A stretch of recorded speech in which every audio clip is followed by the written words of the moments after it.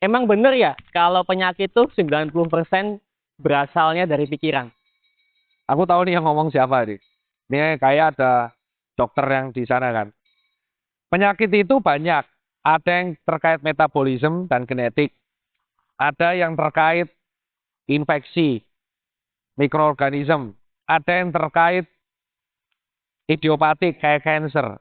Jadi aku nggak setuju kalau dibilang bahwa 90% penyakit dari pikiran. Aku nggak setuju. Yang benar adalah faktor kesembuhan dari pasien itu bisa jadi dari pikiran. Oke? Tugas dokter itu membuat pasien tidak menjadi lebih parah. Ya, yang membuat pasien sembuh itu adalah dirinya sendiri, yaitu sistem imunitasnya.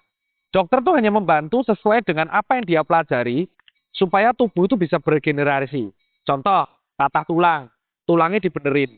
Tapi yang membuat tulang itu nyambung apakah dokter? Tidak. Ada osteoblas dan osteoklas membuat tulang itu nyambung. Ya, jantung. Apakah jantung nggak ada gangguan? Terus dokter jantung langsung benerin? Tidak. Dia hanya memberikan obat-obatan dan mengatur gaya hidup supaya jantungnya bisa normal. Diabetes mellitus. Dokter penyakit dalam akan mengontrol gulanya supaya dia tidak jatuh ke dalam keadaan hiperglikemia yang sangat parah. Ya, itu yang sebenarnya teman-teman harus tahu. Tugas dokter itu membuat orang tidak semakin parah dan mengontrol pasien yang datang supaya dia bisa terbantu kesembuhannya. Nah, kesembuhan itu betul salah satu faktor utamanya come from yourself.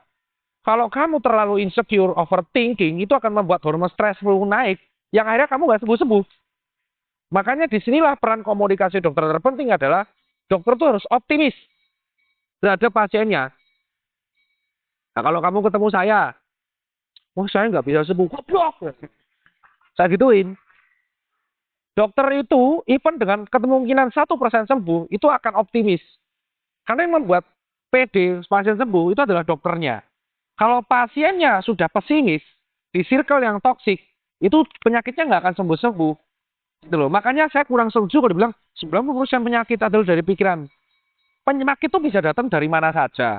Tetapi salah satu faktor penting yang membuat pasien sembuh adalah pikiran pasien itu sendiri. Itu alasan kenapa pikiran itu bisa membunuhmu. Ya, mungkin secara fisik dia sehat, tetapi pikirannya tuh ada mental health problem, bisa mati dia. Karena pikiran yang mempunyai mental health problem itu akan mengganggu keseimbangan hormon di otak. Jadinya apa? Kortisol naik, hiperglikemi, mati dan dia bisa.